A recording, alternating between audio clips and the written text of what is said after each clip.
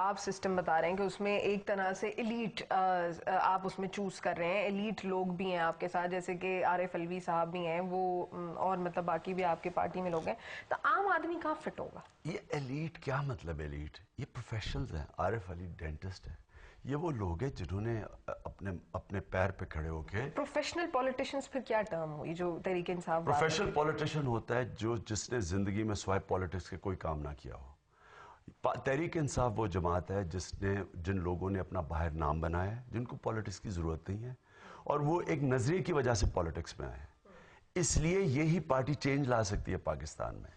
جو professional politician وہ ہوتا ہے کہ آپ پہلے دیکھ لیں کہ سیاست سے پہلے ہی اقتدار سے پہلے کیا تھے اور اب کیا ہے. آپ کو پتہ چل جائے گا کہ کسی نے ایک فیکٹری سے کوئی 30 فیکٹریاں بنا لی ہیں، کسی نے ایک چھوٹے سے سنیما سے وہ اربوں پتی ڈالر ٹرمز میں بن گیا ہے. ان کے نیچے آپ دیکھتے رہیں گے جو کہاں سے کہاں پہنچ گئے ہیں. یہ وہ لوگ ہیں جو سیاست میں آتے ہیں پیسہ بنانے کے لیے، اور پھر سیاست میں رہتے ہیں پیسہ بچانے کے لیے چوری کا NRO لیتے ہیں. پھر یہ ہیں پروفیشنل پولیٹیشین. ان کی وجہ سے پاکستان تباہ ہو رہا ہے، اور اس لیے پاکستان وہ ملک نہیں بن رہا جو اس کو بننا چاہیے تھا. تو مشرف صاحب کے ساتھ تو آپ لوگوں نے بھی تو دیا تھا. 60s کے اندر پاکستان سب سے تیزی سے دنیا میں ترقی کر رہا تھا. اور ایک کتاب تھی، میں بار بار ایشین میریکل لکھی گئی تھی، ایک سویڈن کے نوبیل پرائز ونر نے، اس نے کہا تھا کہ سارے ایشیا میں جو سب سے خوشحال طبقہ بننے جا رہا ہے وہ موجودہ پاکستان ہے. آج اگر ہم نہیں گئے ان پروفیشنل پولیٹیشنز اور ملٹری ٹیک اوورز کی وجہ سے ہم نہیں گئے. بات اگر آپ کہہ رہے ہیں NRO کی اور اس ساری باتوں کی کہ جی باقی پارٹیوں میں، تو اس گورنمنٹ میں تو آپ بھی مطلب اتحادی تھے، آپ نے بھی ساتھ دیا تھا مشرف صاحب ہم کا. کسی گورنمنٹ کے اتحادی نہیں رہے. ہم 15 سال اپوزیشن میں رہے ہیں.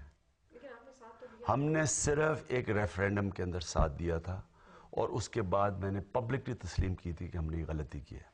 اور ہم نے غلطی اس لیے نہیں کی تھی کہ ہمیں کوئی پاور چاہیے، کیونکہ واحد پارٹی تھی جو جنرل مشرف کے ساتھ جوائن کر کے جس کو آفر تھی کہ ان کے ساتھ گورنمنٹ میں آ جائے، جو نہیں آئی.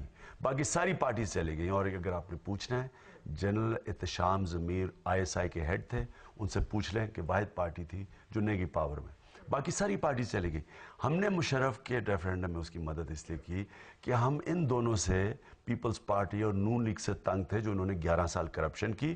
اور جنرل مشرف ایک امید کی کرن بن کے آئے تھے کہ کرپشن کے اگینسٹ سٹینڈ لے رہے ہیں، اور ہم نے سمجھا کہ شاید وہ واقعی اس ملک میں کرپشن ختم کر رہے ہیں. ان کی پارٹی تو آج بھی یہ سٹانس لے رہی ہے. جیسے ہی انہوں نے کرپٹ سیاستدانوں کے اپنے ساتھ ملایا، ہم علیحدہ ہو گئے، اور ہمیں بڑی مار پڑی.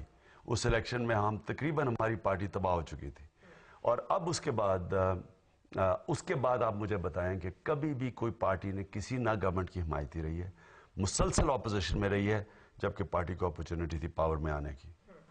اچھا، اب اگر ہم بات کرتے ہیں کہ آپ نے سیاست میں جو سیاست تو چلیں ایک طرف، آپ کا شوکت خانہ میموریل ہاسپٹل بھی ہے، وہاں پہ اتنے فلاحی کام ہوتے ہیں.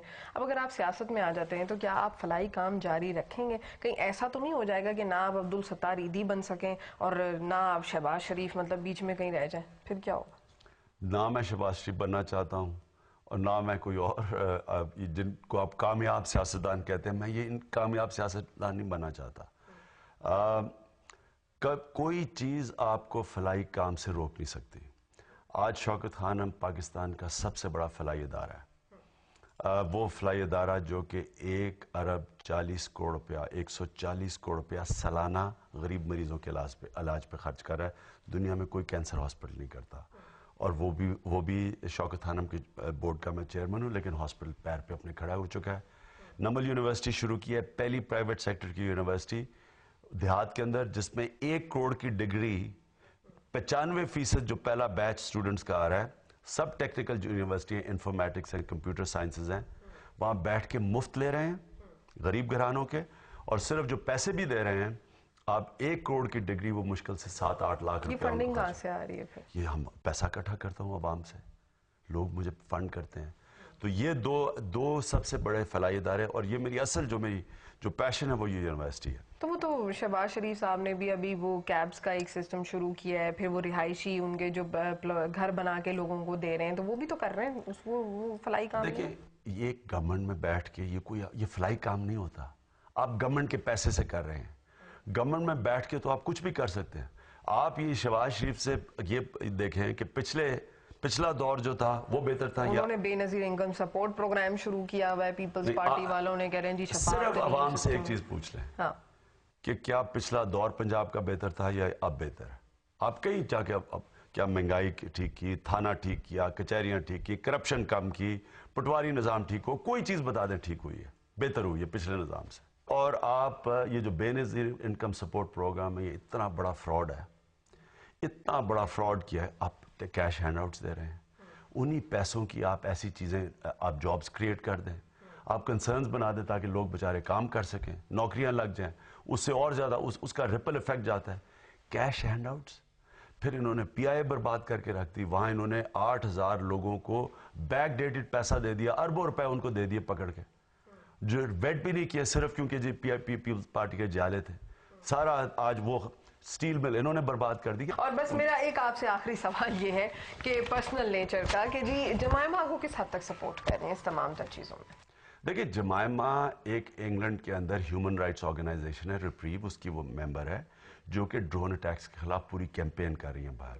اس سلسلے میں وہ یہاں آئی تھی, بس یہی ہے. اور اگر وہ آنا چاہتی ہے پاکستان میں, اس کے بچے پاکستانی ہیں, وہ آ سکتی ہے. کیا وہ کوئی لکھا ہوا ہے کہیں کہ وہ نہیں آ سکتی؟ ناظرین, ہم نے گفتگو کی تحریک انصاف کے چیئرمین عمران خان صاحب سے. ان کی آپ نے 1 to 1 گفتگو سنی. جلسے کے بعد یہ ان کی پہلی ملاقات تھی جو کافی ڈیٹیلڈ ہوئی, اور آپ کو یقیناً کافی جوابات بھی مل گئے ہوں گے. آپ کو میرا شو کیسا لگا؟ مجھے ای میل کر سکتے ہیں کب تک @dawnnews.tv. کل تک کے لیے اللہ حافظ.